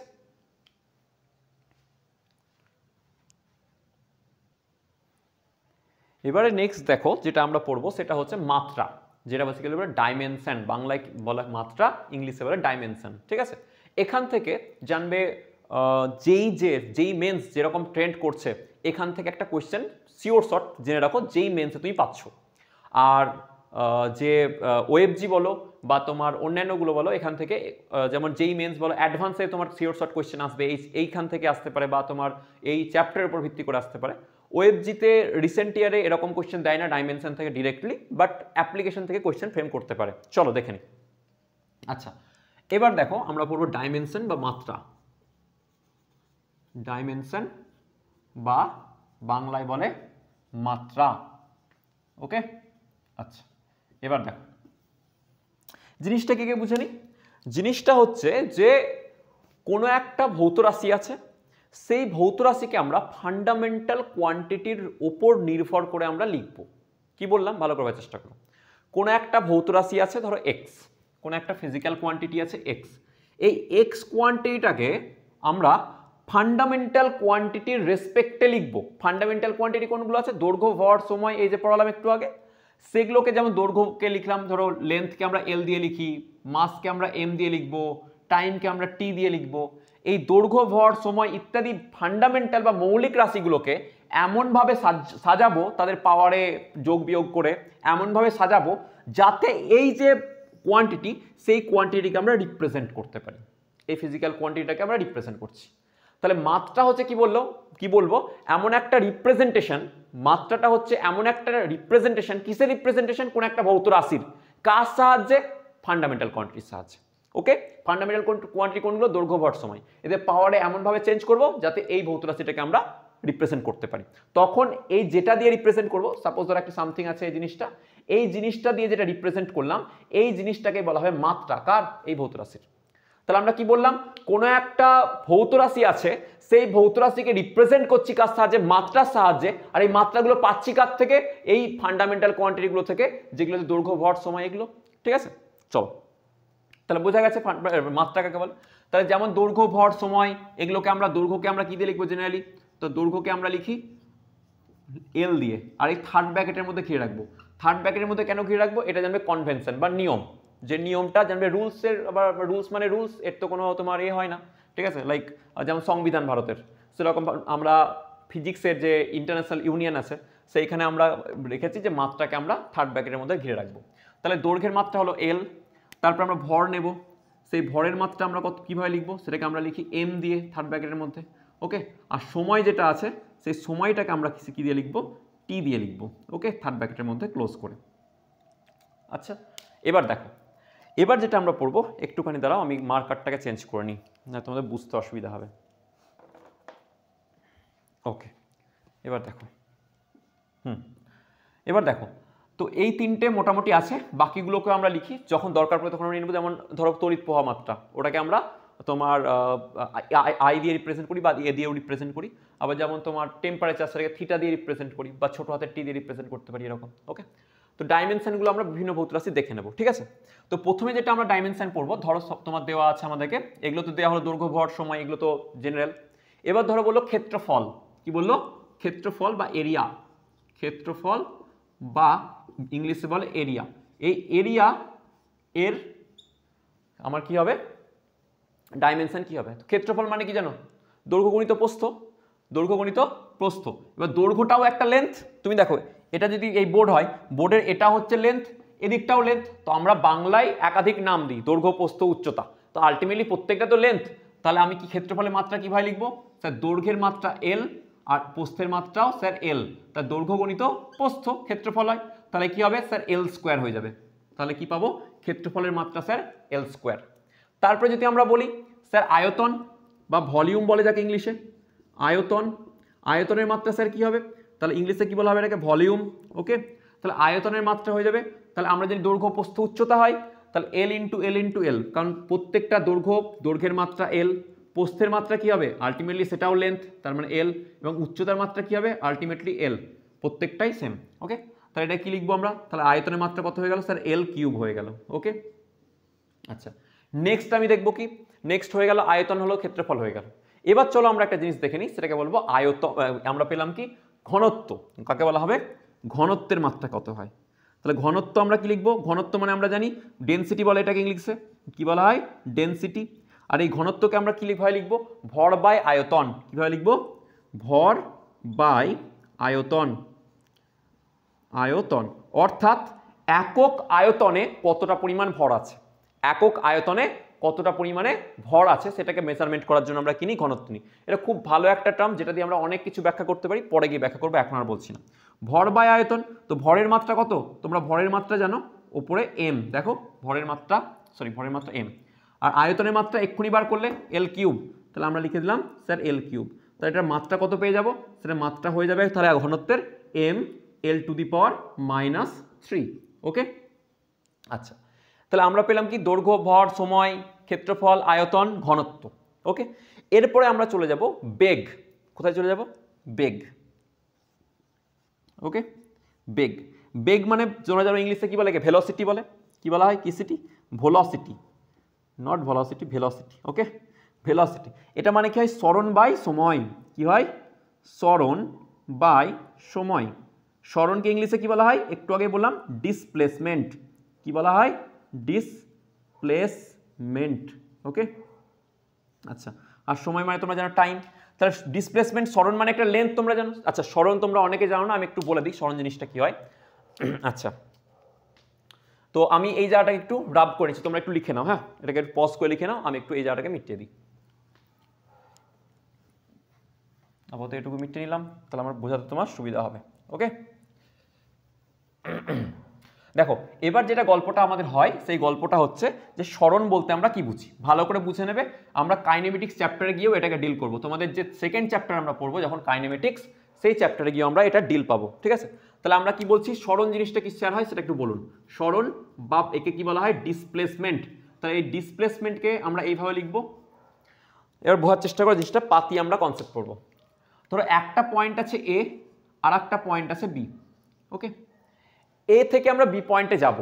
তাহলে এ থেকে বি পয়েন্ট আমরা ডিরেক্টলি এইভাবেও যেতে পারি, এ থেকে বি পয়েন্টে আমরা এভাবেও যেতে পারি, এ থেকে বি পয়েন্টে আমরা ঘুরে ঘুরে এইভাবেও যেতে পারি, এ পয়েন্ট থেকে আমরা এইভাবে ঘুরতে ঘুরতে ঘুরতে ঘুরতে ঘুরতে ঘুরতে বি পয়েন্টে যেতে পারি। ওকে, তাহলে দেখো এ থেকে বি পয়েন্টে আমরা সবাই পৌঁছালাম বিভিন্ন পথে, বিভিন্ন ওয়েতে। এবার তুমি একটা জিনিস ভালো করে লক্ষ্য করে দেখো, এই যে পথটা হচ্ছে সবচেয়ে শর্টকাট, সবচেয়ে শর্টকাট, তাই না? তাহলে এ থেকে বিতে যাওয়ার জন্য অনেক রাস্তা থাকলেও একটাই রাস্তা আছে যে রাস্তাটা সবচেয়ে শর্টকাট হতে পারে। তাহলে আমরা তাকেই বলবো সরণ। সরণ জিনিসটা তাহলে কি হলো? সরণ হলো দুটো বিন্দুর মধ্যে ন্যূনতম ক্ষুদ্র দূরত্বকে কি বলা হবে? ডিসপ্লেসমেন্ট বা সরণ। তাহলে সরণ জিনিসটা কি হলো? সরণটা হলো দুটি বস্তুর মধ্যে, সরণ যদি বলা হয় এই, তাহলে এ থেকে বিতে 1 নম্বর পাত, এটা 2 নম্বর, 3 নম্বর, 4 নম্বর। তাহলে 1 নম্বর পাতটা একমাত্র সরণ হয়েছে। সরণ কি হলো? তাহলে দুটি বিন্দুর মধ্যে আপাতত এই নলেজটা রাখো, বিন্দুর মধ্যে ন্যূনতম ক্ষুদ্র দূরত্ব। ওকে, ন্যূনতম ক্ষুদ্র দূরত্ব, একে কি বলা হবে? সরণ বলা হবে।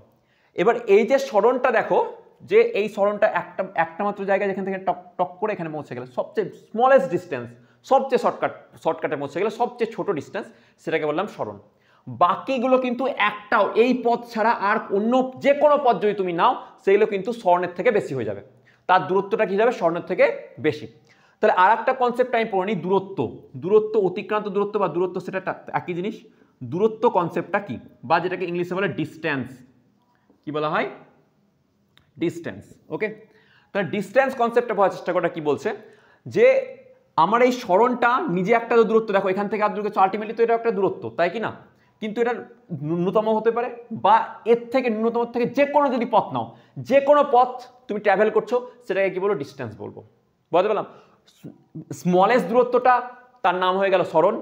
মানে সবই দেখো আলটিমেটলি সবগুলোই কি দূরত্ব, তার মধ্যে যে দূরত্বটা সবচেয়ে কি হবে? ছোট। যে দূরত্বটা সবচেয়ে স্মলেস্ট, সেটাকে কি বলা হবে? সরণ। তার একটা নতুন নাম দেওয়া হলো। বাকি সবগুলো কি হবে? দূরত্ব। তাহলে আমি যদি দূরত্ব বলি, ডিস্টেন্স বলি, ডিস্টেন্স জিনিসটা, আর যদি বলা হয় ডিসপ্লেসমেন্ট, এদের মধ্যে কীরকম সম্পর্ক হতে পারে? ডিসপ্লেসমেন্ট। তাহলে এই ডিস্টেন্স জিনিসটা কি দেখো, যে সব সময় বড় কার থেকে? ডিসপ্লেসমেন্টের থেকে, সরণের থেকে সব সময় বড়। কিন্তু একটা সময়তেই কি হচ্ছে, যখন সবচেয়ে ডিস্টেন্সটা যখন সবচেয়ে কি হয়? ছোট হয়। যে ডিস্টেন্সটা সবচেয়ে ছোট হয়, সেটাকে কি বলা হবে? ডিসপ্লেসমেন্ট। অর্থাৎ সমানও হতে পারে। যে ডিস্টেন্সটা সবচেয়ে কি হবে? ছোট। যে ডিস্টেন্সটা বা দূরত্ব সবচেয়ে ছোট, তখন তার নাম হয়ে যাবে সরণ। বাকি সব ক্ষেত্রে দূরত্বগুলো কি আছে? বেশি আছে। কার থেকে? ডিসপ্লেসমেন্টের থেকে। তাহলে আমি এটা একটা সম্পর্ক বলতে পারি। পরীক্ষায় কোয়েশ্চেন এসছে এখান থেকে, এমসেও কোয়েশ্চেন এসছে, জেইতেও কোয়েশ্চেন এসছে, নিটেও কোয়েশ্চেন এসছে। তাহলে আমরা বলতে পারবো এখানে দেখো, ডিস্টেন্স, আবার আর একটা সম্পর্ক পেতে পারি, বাই ডিসপ্লেসমেন্ট। উভয় পক্ষকে ডিসপ্লেসমেন্ট দিয়ে ভাগ করলাম, ডিসপ্লেসমেন্ট, সেটা কি যাবে? Greater than or equals to 1। পরীক্ষাতে এইরকমভাবে সম্পর্ক থেকে কোয়েশ্চেন এসছে। ওকে, পরীক্ষা এসছে নিচের কোনটা সঠিক এরকমভাবে দিয়ে দিয়েছে, তাহলে এই অপশনটাকে আমাকে কারেক্ট মারতে হবে। এটা কিন্তু তোমার কনসেপ্ট কোথাকার হলো, কাইনেমেটিক্সের। এখানে বুঝিয়ে দিলাম যাতে প্রবলেম না ফেস করো। হয়েছে? তাহলে আমরা কি বললাম, স্মরণ বাই সময়। তাহলে স্মরণের ইংলিশ বা ইয়ে কী হবে, মাত্রা কত হবে, লেন্থ। তো তাহলে ওপরে হবে লেন্থ এল, আর টাইম হবে টি। তাহলে আমরা কি বলতে পারবো, বেগের মাত্রা কত হবে, স্যার বেগের মাত্রা হবে এল টি টু দি পাওয়ার -1। বোঝাতে পারলাম? আচ্ছা, এবার দেখো নেক্সট তোমরা একটা জিনিস পড়েছো, দ্রুতি, বা তোমাদের জানা আছে দ্রুতি, বা এটাকে কি বলা হয় ইংলিশে বলা হয় স্পিড। কি বলবো, স্পিড। দুটো কিন্তু আলাদা কোয়ান্টিটি। দেখো বেগ আর দ্রুতি দুটো কমপ্লিটলি, স্পিড আর ভেলোসিটি দুটো কিন্তু আলাদা কোয়ান্টিটি। ওকে, দ্রুতি মানে কি হয়, দ্রুতি মানে হয় ডিস্টেন্স আপন টাইম। কি হয়, অতিক্রান্ত দূরত্ব বা ডিস্টেন্স আপন টাইম। ওকে, আচ্ছা, তাহলে অতিক্রান্ত দূরত্ব এটাও তো একটা, ডিস্টেন্সটাও তো লেন্থ, তাহলে এটাও কি হবে এল, এটারও মাত্রা হবে এল, বাই নিচে টাইমের মাত্রা টি, তাহলে এটারও মাত্রা কত হবে এল টি টু দি পাওয়ার -1। ওকে, বোঝা গেল? আচ্ছা, এবার একটা জিনিস দেখো, এই বোর্ড থেকে খুব মজাদার জিনিস দেখতে পাচ্ছ। এইখানে একটা দ্রুতি আলাদা ফিজিক্যাল কোয়ান্টিটি, সেটার মাত্রা কত আছে এল টি টু দি পাওয়ার -1। এটা একটা বেগ আলাদা ফিজিক্যাল কোয়ান্টিটি, সেটারও মাত্রা এল টি টু দি পাওয়ার -1। আরে বাস, দুটো আলাদা কোয়ান্টিটির মাত্রা এক, দুটো আলাদা কোয়ান্টিটির মাত্রা এক, তাই না? তাহলে যদি পরীক্ষায় কোশ্চেন ধরো একটা স্টেটমেন্ট কোশ্চেন দেয়, আমি ধরো স্টেটমেন্ট কোশ্চেন বানাচ্ছি এখানে, এটাকে তুলে নাও, এটাকে একটু পজ করে তুলে নাও, আমি ওদিকটা মুছে দেবো, ঠিক আছে? আশা করি লিখে নিয়েছো বা পজ করে নিয়েছো, লিখে নাও, ঠিক আছে? এবার দেখো আমি কি বলছি তাহলে, যে দুখানা আলাদা ফিজিক্যাল কোয়ান্টিটি, ভালো করে লক্ষ্য করে দেখো, যে এই যে দ্রুতি বা স্পিড আর এই যে ভেলোসিটি বা বেগ, দুটো কিন্তু ফিজিক্যাল কোয়ান্টিটি আলাদা। তাহলে আলাদা ফিজিক্যাল কোয়ান্টিটির মাত্রা কি হতে পারে, সমান হতে পারে। চলো দেখা যাক। তাহলে স্টেটমেন্ট 1 নম্বর যদি লিখি, আজকে পড়াচ্ছি সেই পড়ানোর স্টেটমেন্ট কোয়েশ্চেন। চলো স্টেটমেন্ট নাম্বার 1, যে যদি বলা হয় দুটি, বাংলাতে লিখছি, ইংলিশে লিখলে আমার সুবিধা, কিন্তু তোমাদের মনে হয় বাংলাতে সুবিধা হবে। দুটি আলাদা বা ভিন্ন, ইংলিশে লিখে দিচ্ছি, চলো বাংলা লেখার থেকে, two different physical quantity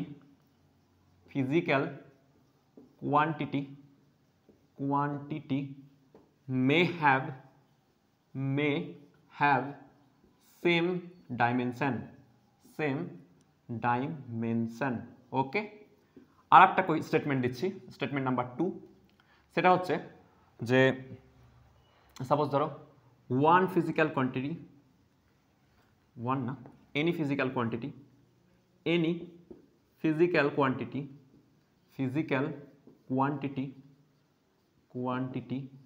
may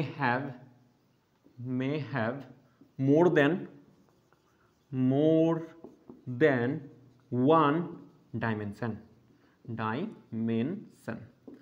কি বললাম, ভালো করে বোঝা বাংলাতে। প্রথম স্টেটমেন্ট কি বলছে, স্টেটমেন্ট ট্রু অর ফলস বলতে হবে, ট্রু অর ফলস বলতে হবে তোমাকে, ঠিক আছে? কোয়েশ্চেন যে two different physical quantity may have same dimension, দুটো ভিন্ন ভৌত রাশির মাত্রা একই হতে পারে, মে হ্যাভ সেম ডাইমেনশন, দুটোর ডাইমেনশন সেম হতে পারে। সেকেন্ড স্টেটমেন্ট কি বলা হচ্ছে, এনি ফিজিক্যাল কোয়ান্টিটি, কোনো ফিজিক্যাল কোয়ান্টিটির may have more than one dimension, কোনো ভৌত রাশির মাত্রা একের থেকে বেশি হতে পারে, মানে একটা ভৌত রাশির মাত্রা দুটো, একটা ভৌত রাশির মাত্রা দুটো, এরকম টাইপের। ধরো কি বলেছে, any physical quantity may have more than one dimension, যে কোনো ফিজিক্যাল কোয়ান্টিটির মাত্রা একের অধিক হতে পারে, মাত্রা একের বেশি হতে পারে, যেমন এটার ফিজিক্যাল কোয়ান্টিটি হয়তো মাত্রা এটা আর একটা হতে পারে, এরকম টাইপের কোয়েশ্চেন। আর এটা কি বলা হচ্ছে, দুটো ফিজিক্যাল কোয়ান্টিটির মাত্রা এক হতে পারে। কোয়েশ্চেনের অ্যান্সার আমাকে বলো, বলো সবাই কোয়েশ্চেনের অ্যান্সার বলো। ওকে, দেখো তোমরা বলে আশা করি অ্যান্সার দিয়ে দিয়েছো। সেটা হচ্ছে দেখো, দুখানা ফিজিক্যাল কোয়ান্টিটির মাত্রা এক হতে পারে, দুখানা কেন, আরও একাধিক ফিজিক্যাল কোয়ান্টিটির মাত্রা এক হতে পারে। হ্যাঁ, তাহলে এটা হচ্ছে ট্রু স্টেটমেন্ট। ট্রু কেন ট্রু, কারণ দেখো দুটি একটা আলাদা ফিজিক্যাল কোয়ান্টিটি, বেগ আলাদা একটা ফিজিক্যাল কোয়ান্টিটি, তাদের মাত্রা কিন্তু কি আছে, সমান, তাহলে এটা ট্রু স্টেটমেন্ট। নেক্সট স্টেটমেন্টে দেখো যে বলেছে any physical quantity may have more than one dimension, এটা ফলস স্টেটমেন্ট। কারণ জানবে এই যে দ্রুতি, এই দ্রুতির যে রিপ্রেজেন্টেশনটা বা মাত্রাটা এইটা, সেটা অলওয়েজ দ্রুতিকেই রিপ্রেজেন্ট করবে। কি বললাম, অলওয়েজ দুদিকেই রিপ্রেজেন্ট করে, বা বেগের এটা বেগকে রিপ্রেজেন্ট করবে, বেগের অন্য কোনো আর রিপ্রেজেন্টেশন হতে পারে না, বেগের আলাদা কোনো মাত্রা আর হতে পারে না। কার্যের যেমন মাত্রা পড়বো, কার্যের মাত্রা অলওয়েজ একটাই থাকবে, মানে মাত্রা কোনো একটা ফিজিক্যাল কোয়ান্টিটির মাত্রা অলওয়েজ একটাই হবে, একের থেকে মাত্রা বেশি হতে পারে না। বুঝতে পেরেছি? কিন্তু কি বললাম, দু তিনখানা ফিজিক্যাল কোয়ান্টিটির মাত্রা সেম হতে পারে, বাট একটা ফিজিক্যাল কোয়ান্টিটির মাত্রা একাধিক হতে পারে না। ঠিক আছে, স্টেটমেন্টটা খুব ভালো তুলে নাও। ঠিক আছে, নেক্সট দেখো, বাকি আমরা চলে যাব। তা দ্যুতি পড়লাম, বেগ পড়লাম, এবার চলো কি পড়বো, ত্বরণ। এখানে ফাঁকা আছে, এখানেই লিখে নিই ততক্ষণে।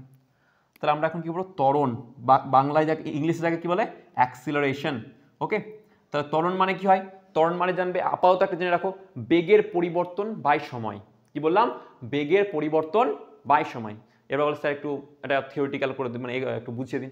দেখো কি হয়, যে আমরা ত্বরণ, তোমরা অ্যাক্সিলারেশন বলে তোমরা দেখেছো এটাকে, অ্যাক্সিলারেটর দাবাও, বাইকের অ্যাক্সিলারেট ঘঁই ঘঁই করে দাবাও, আর সামনের দিকে বাইক ছুটতে থাকে, তাই না? তো যত এটাকে অ্যাক্সিলারেটরকে দাবাচ্ছ, অ্যাক্সিলারেশন তত বাড়ছে, মানে বেগ তত বেড়ে যাচ্ছে। তাহলে বেগ যখন ঘুরাচ্ছ, বেগের পরিবর্তন হয়ে যাচ্ছে, অর্থাৎ কত সময় ধরে কত বেগের পরিবর্তন করেছো। সাপোজ ধরো টি সেকেন্ড সময়ে বেগের পরিবর্তন হয়েছে, বেগের পরিবর্তন ডেল্টা ভি, টি সেকেন্ড সময় ধরে বেগের পরিবর্তন, এটা কিন্তু ডেল্টা ভি মানে বেগের পরিবর্তন, ভি দিয়ে বেগকে রিপ্রেজেন্ট করা হয়। তাহলে একক সময়ে বেগের পরিবর্তন কত হবে, একক সময় হবে ডেল্টা ভি আপন টি। আর এই একক সময়ে বেগের কত পরিবর্তন হয়, এই জেনারেলাইজ টার্মটাকে বলা হয় ত্বরণ বা অ্যাক্সিলারেশন, যাকে আমরা এ দিয়ে লিখি। তাহলে ত্বরণ মানে কি হলো, বেগের পরিবর্তন বাই সময়, বেগের পরিবর্তন বাই সময়, মানে প্রতি একক সময়ে বেগের যে পরিবর্তন সেটাকে কি বলা হবে, ত্বরণ বলা হবে। আর এই ত্বরণের মাত্রা তাহলে কি পাবো, বেগের পরিবর্তন, বেগের পরিবর্তন মানে কি আলটিমেটলি বেগের মাত্রা, তাহলে বেগের মাত্রা কত হবে, এল টি টু দি পাওয়ার -1, আর সময়ের মাত্রা কত হবে, টি। তাহলে আমরা কিভাবে লিখবো এটাকে, এল টি টু দি পাওয়ার -2। ওকে, এটা হচ্ছে তোমার গল্প, ত্বরণের মাত্রা। ওকে, তারপরে আমরা পড়বো কার মাত্রা, চলো দেখে নিই। এদিকটা তুমি লিখো, এদিকটা আমি হালকা করে মিটে দিলাম। দেখো আমি একটু ধরে ধরে পড়াচ্ছি, তার কারণ যাতে আর কোনোদিন ভুল না হয় জিনিসগুলো। ঠিক আছে, একদম সুন্দর করে তোমরা কপিতে কিন্তু নোট বানাতে থাকবে, নইলে কিন্তু পরে আবার ভুলে যাবে। আর সব জিনিস সবসময় ভিডিও দেখে মনে থাকার কথা নয়, সেই জন্য নোট বানাতে থাকবে। ঠিক আছে, আচ্ছা এরপরে আমরা কি পড়বো, পড়বো ফোর্স বা বল। কি পড়বো, বল, ইংলিশে কি বলে ফোর্স। ওকে, তাহলে ফোর্সের ইকুয়েশন তোমরা কি জানো, ফোর্সের ইকুয়েশন তোমরা জানো যে কি হয়, এফ ইকুয়ালস টু এফ, ফোর্সকে আমরা এফ দিয়ে লিখি, F equals to M into A, F equals to কি হয়, M into A. Father equals to mother, তোমরা ছোটবেলা থেকে পড়ে আসছো। তো এফ, এম এর মাত্রা কত, এম মানে তো মাস, মাস মানে হচ্ছে বড় হাতের এম, এ মানে কি হচ্ছে অ্যাক্সিলারেশন বা ত্বরণ, ত্বরণের মাত্রা তোমরা এক্ষুনি বার করলে, দেখো L T to the power -1, to, L T to the power -2, তাহলে এটা কত হয়, ফোর্সের মাত্রা কত হয়ে যাবে, M L T to the power -2। ওকে, এটা হয়ে গেল কার মাত্রা, বলের মাত্রা। এরপর তোমরা আরও মাত্রা পড়েছো, মাত্রা বিশ্লেষণ আমরা ডিরেক্টলি পড়বো, তো তাই জন্য অনেকগুলো আমরা এখন করে রাখছি। ঠিক আছে, এরপর তোমরা পড়েছো, আচ্ছা আমি আর একটা জিনিস এখানে বলে দিই, চলো একটা ভালো জিনিস বলবো।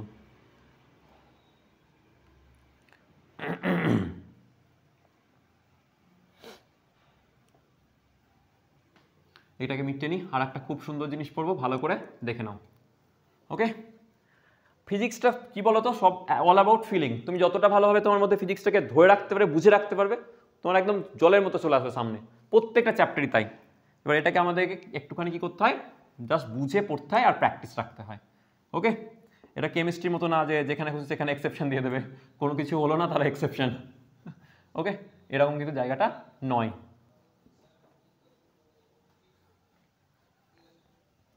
ওকে, দেখো এবার যে আমরা পড়লাম, ধরো এটা পড়লাম F equals to M A থেকে, ফোর্সের মাত্রা বার করলাম, ফোর্সের মাত্রা কোথায় বার করলাম, এই সূত্র নিউটনের সেকেন্ড ল থেকে।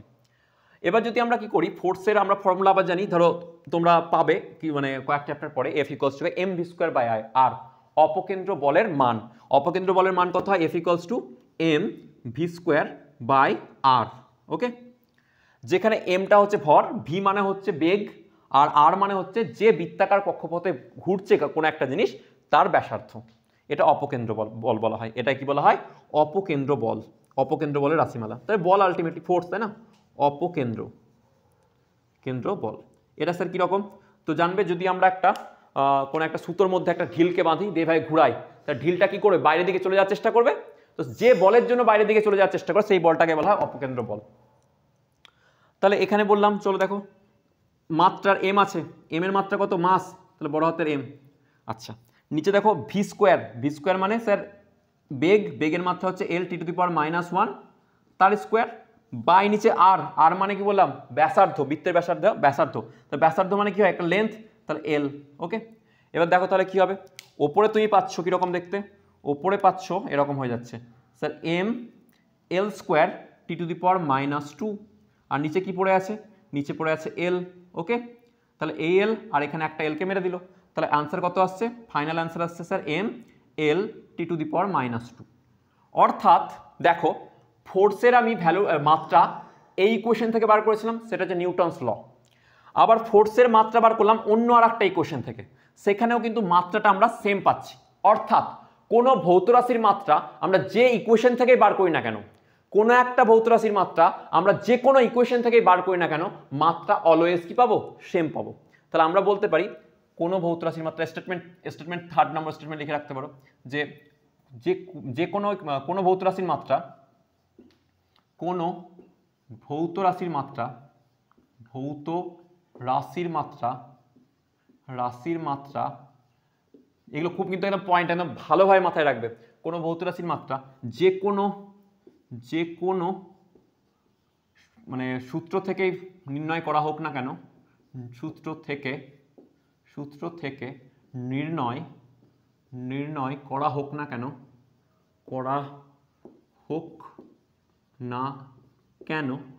সর্বদা কি হবে, তার মাত্রা সর্বদা সমান হবে, তার মাত্রা সর্বদা একই থাকবে, সর্বদা একই থাকবে। এটাও একটা স্টেটমেন্ট আমরা দেখলাম, একই থাকে। কিরকম, যে দেখো এটা একটা আলাদা ইকুয়েশন, এটা আলাদা ইকুয়েশন, দুটো আলাদা ইকুয়েশন থেকে ভৌত রাশির মাত্রা বার করলাম, বাট তাদের মাত্রা কি হলো, সেম হয়েছে। ওকে, তাই এটাকে সুন্দর করে তোমরা লিখে নাও। নেক্সট আমরা যেটা পড়বো সেটা হচ্ছে কার্য। কি বলা হবে, কার্য। কার্য এটাকে বাংলা কি বলে, ওয়ার্ক, সরি ইংলিশে। তো কার্য মানে কি হয়, প্রযুক্ত বল ইনটু সরণ, তোমরা এটা পড়ে রেখেছো তাই না, সরণ।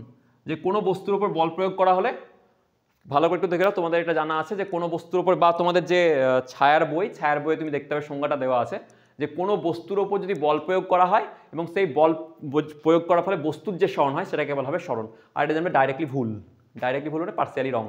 কি বললাম, যে কোনো বস্তুর উপর বল প্রয়োগ করা হলো আর বস্তুটা সরণ ঘটলে প্রযুক্ত বল আর সরণের গুণফলকে কি বলা হয়, এখানে ডট প্রোডাক্ট মারো সবচেয়ে সুবিধা, প্রযুক্ত বল এবং সরণের, বস্তুর সরণের যে গুণফল সেটাকে বলা হয় কার্য। আর এই ডেফিনেশনটা একটু পার্সিয়ালি রং আছে। আবার বুঝতে পারলাম, ক্যাচ করা যাচ্ছে কি বলছি কথাগুলো, যে কার্য মানে কি হয়, যে কোনো বস্তুর উপর বল প্রয়োগ করা হলে বস্তুর যে সরণ হয়, তাহলে বস্তুর সরণ আর প্রযুক্ত বলের গুণফলকে কি বলা হয়, কার্য বলা হয়। কিন্তু এটা জানবে একটু রং, কেন, কারণ কার্য যে ডেফিনেশন, সেই কার্যের ডেফিনেশনটা এটা নয়, যেটা তোমাদের ছায়ার বইয়ে দেখবে। তোমাদের ছায়ার বইয়ে যে ওয়ার্ক পাওয়ার এনার্জি যে চ্যাপ্টারটা আছে, সেই চ্যাপ্টারে যাও, সেই চ্যাপ্টারে গিয়ে দেখবে যে মাত্রা, কার্যের সংজ্ঞা দেওয়া আছে, সেই কার্যের সংজ্ঞাতে তুমি এটা দেখতে পাবে, ঠিক আছে, যেটা কিন্তু ঠিক নয়। কেন ঠিক নয় আমি এক্ষুনি বোঝাচ্ছি। চলো দেখো,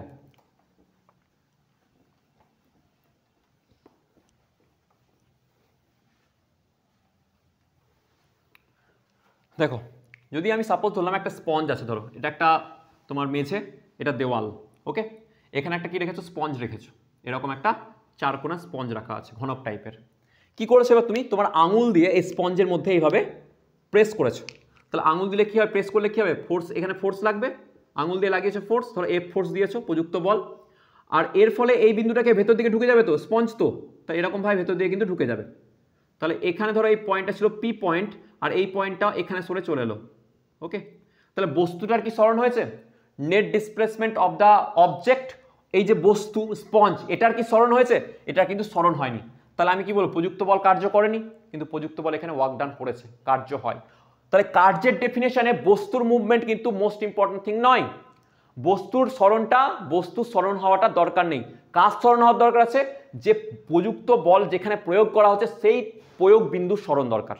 তাহলে কি বললাম, কার্য কাকে বলা হবে, কার্য হচ্ছে কোনো বস্তুর উপর বল প্রয়োগ করা হলে বল প্রয়োগ বিন্দুর সরণ, পয়েন্ট অফ ডিসপ্লেসমেন্ট নয়, point of application of force যেটা আছে তার displacement. Point of application of ফোর্সের ডিসপ্লেসমেন্ট দরকার। কার দরকার? প্রযুক্ত বলের প্রয়োগ বিন্দুর সরণ। প্রযুক্ত বলের প্রয়োগ বিন্দুর সরণ হয়েছে কিনা সেটা দেখব, বস্তুর সরণ দেখার দরকার নেই, সেই জন্যই ভুল বললাম। ঠিক আছে, আচ্ছা তাহলে প্রযুক্ত বলের মাত্রা কত হয় তোমরা দেখেছো, সেটা হয় mL(T⁻²). ওকে, আর সরণের মাত্রা কত হয়? স্যার সরণের মাত্রা L হয়। তাহলে কার্যের মাত্রা কত হলো? কার্যের মাত্রা হলো mL²T⁻²।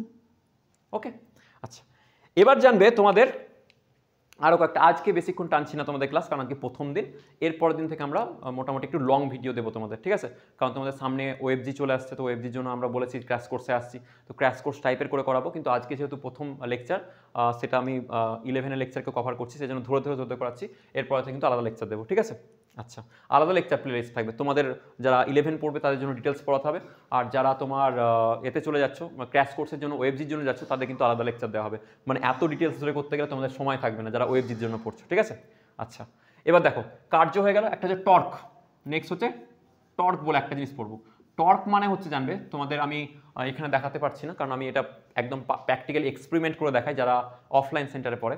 তো টর্ক মানে জানবে কোনো জিনিসকে ঘোরাতে গেলে যে জিনিসটা কাজে লাগবে, মানে টর্ক লাগবে, মানে টর্ক ছাড়া কোনো জিনিসকে ঘোরানো সম্ভব হবে না। সাপোজ ধর তোমরা যে ট্যাপ কলের, তোমরা যে ট্যাপ চালাও না, ট্যাপ কল, সে ট্যাপ কলের ওপরে কি থাকে, এরকমভাবে একটা ধর ট্যাপটা আছে, এইভাবে ঘোরাতে হয় না, তা দুটো হাত দিয়ে দেখো দুদিকে প্রেশার, একটা এদিকে তো একটা পেছনের দিকে, তাহলে একটা সামনের দিকে প্রেশার মারো আর একটা নিচের দিকে প্রেশার, তাহলে এরকমভাবে তাহলে জিনিসটা কি ঘুরবে।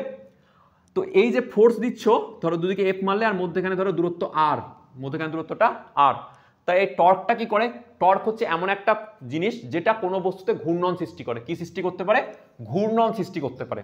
ঘুরানোর জন্য কাকে দরকার? ঘুরানোর জন্য এই টর্ককে দরকার। তাহলে কোনো বস্তুর ওপর টর্ক প্রযুক্ত হলে সে কি করবে? ঘুরবে। আচ্ছা, এই টর্কের মান কত হয়? এই টর্কের মান জানবে, টর্কের ফর্মুলা হয় R ক্রস F। কি হয়? R cross F। Dot product করবে না, আর F ক্রস R কখনো করবে না। 2020-তে নিটে কোয়েশ্চেন এখান থেকে এসছে, 2020 সালের নিটের কোয়েশ্চেন এখান থেকে ফ্রেম করেছে। ভালো করে মাথায় রাখো যে টর্ক মানে হয় টাউ, আর এই টাউ দিয়ে লেখা হয় এটাকে tau equals to R cross F, never F cross R। ভুল হয়ে যাবে কিন্তু, ডিরেক্টলি ভুল হয়ে যাবে। কি বললাম?